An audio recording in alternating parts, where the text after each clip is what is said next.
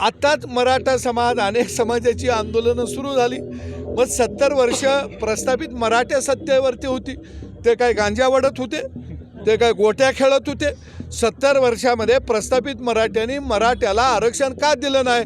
त्यावेळी तुम्ही कुठं काशीला गेला तर? सर्व लेटेस्ट अपडेट मिळवण्यासाठी आजच सकाळचं यूट्यूब चॅनल सबस्क्राईब करा आणि बेल आयकॉन प्रेस करायला विसरू नका.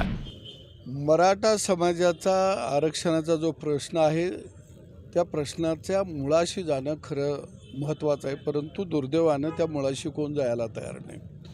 मराठा समाज हा खेड्यापाड्यामध्ये राहणारा समाज, शेती करणारा समाज. कालांतरानं शेतीचे तुकडे झाले आणि शेतावरती पोट भागत नाही म्हणून शिकलेली लेकरं बाळं ही नोकरीसाठी धावायला लागली. आणि त्यावेळी त्यांच्या लक्षामध्ये आलं की आपल्याला जरी 100 मार्क मिळाली तर 50 मार्क मिळालेला पोरगा पुढं जातो आणि आपण 100 मार्क मिळवूनसुद्धा मागं राहतो. त्याच्या मनामध्ये एक भावना तयार झाली की शेती केली तरी माती होती या, आणि शाळा करून शिकलो तरी माती होती या, आणि म्हणून शिकलेला मराठ्याचा पोरगा, मराठा शेतकऱ्याचा मुलगा हा आरक्षणासाठी आज रस्त्यावरती आलेला आहे. खऱ्या अर्थानं पहिल्यांदा शेतीमालाच्या भावाचा प्रश्न सोडवायला लागेल, आणि दुसऱ्या बाजूला मराठा समाजाला आरक्षण द्यायचं असेल किंवा वेगवेगळे समाजाचं आरक्षण मागायला लागलेले आहेत, यांना जर आरक्षण द्यायचं असेल तर आपल्याला घटनेच्या चौकटीत राहून आरक्षण द्यावं लागेल.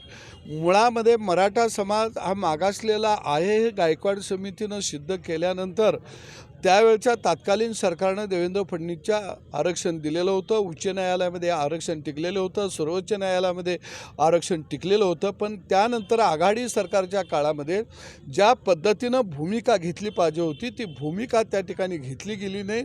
दुर्दैवानं मराठा समाज मागासलेला आहे हे सिद्ध होऊ शकलं नाही आणि आरक्षण नाकारलं गेलं.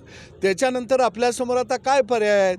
एका बाजूला सर्वोच्च न्यायालयामध्ये भक्कमपणानं बाजू मांडणं, दुसरी नाहीतर नव्यानं मागासवर्गीय आयोग स्थापन करणं, मराठा समाज मागासलेला आहे हे सिद्ध करणं. आणि हे जर होत नसेल तर आरक्षणाच्या मर्यादा आपल्याला वाढवाव्या लागतील. आणि त्याच्या पुढं जाऊन मला तर असं स्पष्ट मत मी मागेही मांडलेलं आहे की संपूर्ण आरक्षणाची आता फेरमांडणी करावी लागेल. आणि जे जे मागासलेले घटक आहेत त्यांना जर बरोबर आणायचं असेल तर सगळ्यांना समान न्याय द्यावा लागेल, आणि त्या दृष्टीनं आरक्षणाचीच फेरमांडणी करणं आता अत्यंत गरजेचं आहे. आता जर आपण कुणाच्या तरी काढून म्हणा किंवा कुणाचं तरी आरक्षण कुणालाही दिलं तर लगेच दुसरी बाजू न्यायालयामध्ये जाणार आहे आणि लगेच त्याला तिथं पुन्हा स्थगिती मिळते. हा आजपर्यंतचा अनुभव आहे.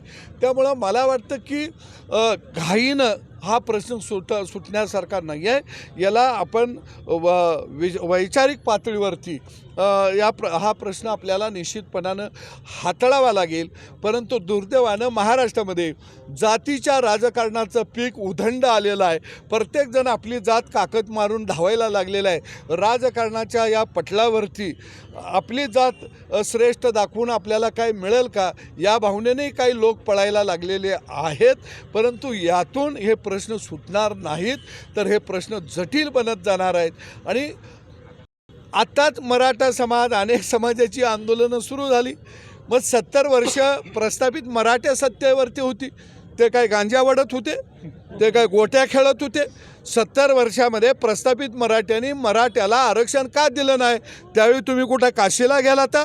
परंतु देवेंद्र फडणवीस या माणसाला घेरण्यासाठी अशा पद्धतीची हत्यारं राज्यामध्ये वापरली जात आहेत. हे वेळोवेळी सिद्ध झालं आहे. फक्त बोलायचं कोण धाडस करत नाही, कारण जो बोलल त्याला टार्गेट केलं जातं. आमच्यासारख्या फकीर माणसाला त्याची काही फकीर नसती. टार्गेट हो अगर न हो. आजचं जी मागणी आहे 10 दिवसात आरक्षण द्या, ते त्यातलाच प्रकार आहे का? नाही, 10 दिवसामध्ये आरक्षण कशा पद्धतीनं देणार? सरकारने पुढं यावं आणि स्पष्टपणानं सांगावं की आरक्षण कशा पद्धतीनं देता येऊ शकतं, आरक्षणाला देण्याचे कोणते मार्ग आहेत आणि मग ते मार्ग कसे हाताळायला लागतात हे सरकारने भूमिका आता स्पष्ट करावी. लोकांची मागणी चुकीची नाही, आम्हाला द्यावी, कारण गेली अनेक वर्षाची मागणी आहे, लोक मागणी करत राहणार. परंतु सरकारनं याच्यातल्या अडीअडचणीसुद्धा जनतेला सांगणं अत्यंत गरजेचं आहे. पण प्रस्थापितांनी विस्थापितांना आतापर्यंत दाबलं, त्याचा हा परिणाम आहे. आणि प्रस्थापित नेते मराठा समाजाचे कोण कोण होते त्यांनी आता आत्मपरीक्षण करावं, विस्थापित लढायला का उभा राहिलेत. महाराष्ट्रातील सर्व बातम्यांचे विश्वासार्ह व्यासपीठ सकाळच्या सर्व सोशल मीडिया प्लॅटफॉर्मला लाईक, फॉलो आणि सबस्क्राईब करा. तसंच सर्व नोटिफिकेशनसाठी बेल आयकॉन प्रेस करायला विसरू नका.